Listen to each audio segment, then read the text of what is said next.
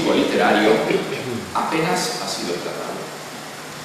Eso se debe en parte a que hasta el momento no disponemos de una historia imparcial de la tortura en España en el siglo XIX y XX.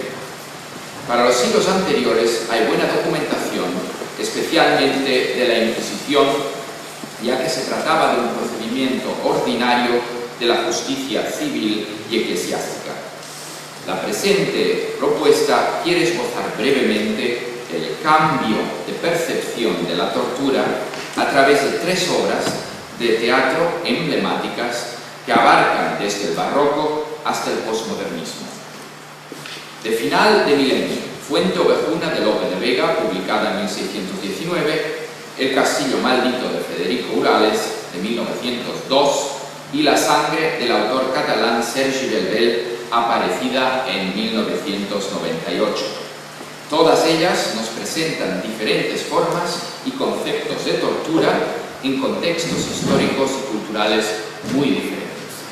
Naturalmente, esto solo es un esbozo, porque claro, tratar 400 años de historia y obras que abarcan desde 1619 hasta 1998, es naturalmente no puede presentar tantos detalles como hemos oído en tantas comunicaciones aquí. Tengo 23 minutos, espero que me las concedan, y no quiero abusar tampoco de su paciencia. La tortura se introduce de forma sistemática en el siglo XIII, cuando el proceso inquisitorial reemplaza el proceso acusatorio y se exigen pruebas convincentes. La dificultad de encontrar dichas pruebas, generalmente a través de 2 testigos, hizo que la confesión fuese la reina de las pruebas. Esa importancia otorgada a la confesión extendió la práctica de la tortura. En los siguientes siglos, hasta el barroco, tanto en el derecho civil como el derecho canónico, es decir, la Inquisición, la tortura se percibía como instrumento necesario para averiguar la verdad. La tortura se definía como interrogatorio mediante el tormento del cuerpo respecto a un delito que se sabía que había sido cometido, ordenado legítimamente por un juez con el fin de obtener la verdad. La tortura se percibía en el extranjero como fenómeno predominantemente español, íntimamente ligado a la leyenda negra. Y hay que saber también que la tortura fue un procedimiento judicial introducido en Castilla. En Aragón tuvo bastante menos relevancia. En España, la tortura como procedimiento judicial, como es natural, infundía miedo en gran parte de la población. Por eso resulta interesante que un tema tan espinoso aparezca en la obra de Lope. La trama judicial es de especial interés en ese contexto. Históricamente, los señoríos disponían de apenas garantías legales, lo vimos en la obra ayer. Las arbitrariedades de un señor podían causar tensiones que desencadenaban revueltas populares. De allí que surgiera el interés de los pueblos a pasar a depender de la justicia real.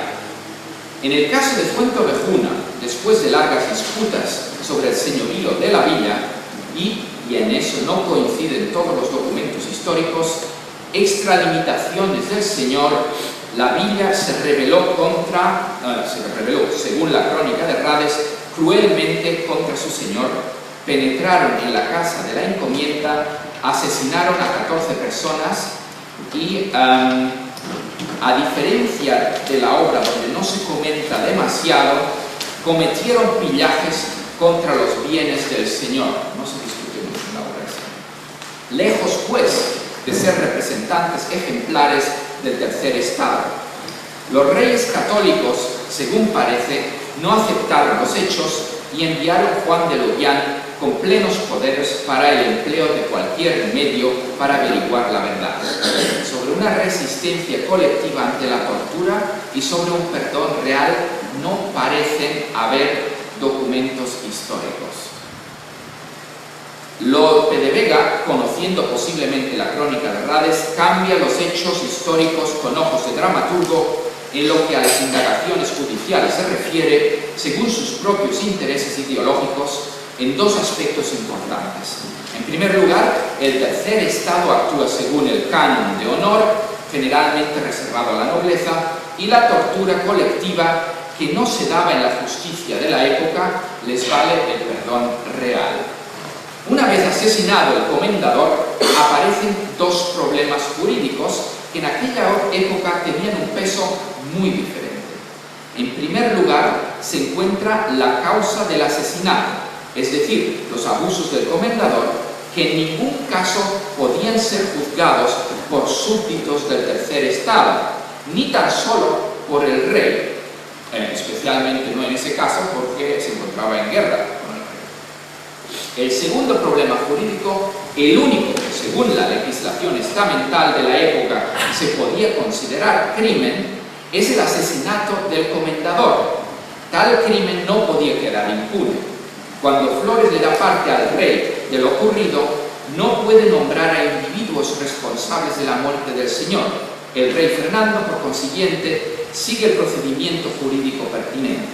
Un juez debe averiguar y castigar a los culpables. La única pregunta que le debe interesar es ¿quién es la persona responsable del crimen? O, citando la obra, ¿quién mató al comendador? Como no hay dos testigos dispuestos a delatar los cabecillas, hace falta una confesión que debe producirse a través de la tortura.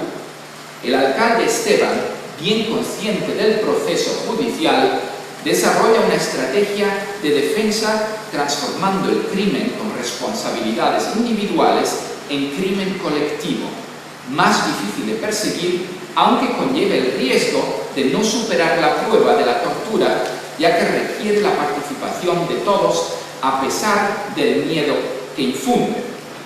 El juez finalmente, después de haber torturado a prácticamente todo el pueblo, especialmente a los más vulnerables, acaba sin averiguar lo acaecido ni dispone de confesiones individuales por escrito que le darían autoridad de firmar sentencia. La respuesta colectiva no aclara el crimen, sino muestra únicamente la actitud del pueblo frente al mismo.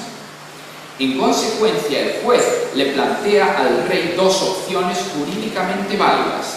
Como colectivo han confesado el crimen, lo que permite condenarlos a todos. Sin embargo, ese formalismo no puede satisfacer por completo por las consecuencias que comportaría la ejecución de la condena. El perdón, por el contrario, no castigaría el crimen.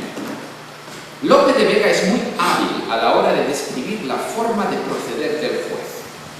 El juez actúa según las normas que la autoridad, en este caso el rey, le ha conferido. Actúa de forma puramente funcional y deshumanizada, pero correcta, con el cometido de concluir imparcialmente su tarea.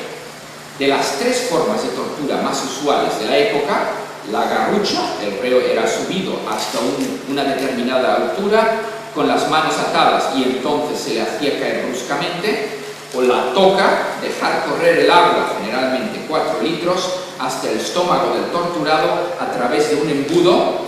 Escoge el potro, que consistía en atar al reo con cuerdas a un caballete, dándoles vueltas para que se les introdujeran en la carne. Este último método ponía menos en peligro la vida de los atormentados y se consideraba más humano. Además, no se presentan los tormentos en escena, sino que el público recrea la tortura en su fantasía a través de las voces de los actores desde el off o detrás del escenario, lo vimos también ayer. Una vez puesto el caso en manos del rey, se discuten las razones que no podían interesar al juez, ya que se trata en ese caso de un razonamiento moral. El pueblo en audiencia ante el rey describe los abusos cometidos por el comendador y reitera su fidelidad a la corona. Y aunque Lope se abstiene de darles a los hechos un carácter jurídico, pues no había razón que hubiese amparado un tiranicidio, facilita la decisión del rey de otorgar el perdón y restablecer la armonía de la sociedad estamental, otorgándole al tercer estado un derecho moral, no jurídico, de ser depositario de valores como el honor. Además, la tortura es elevada a categoría de fuerza purgatoria y de cohesión. Se trata, pues, de una excelente obra de propaganda de un procedimiento que en plena contrarreforma más bien creaba temor y escalofrío.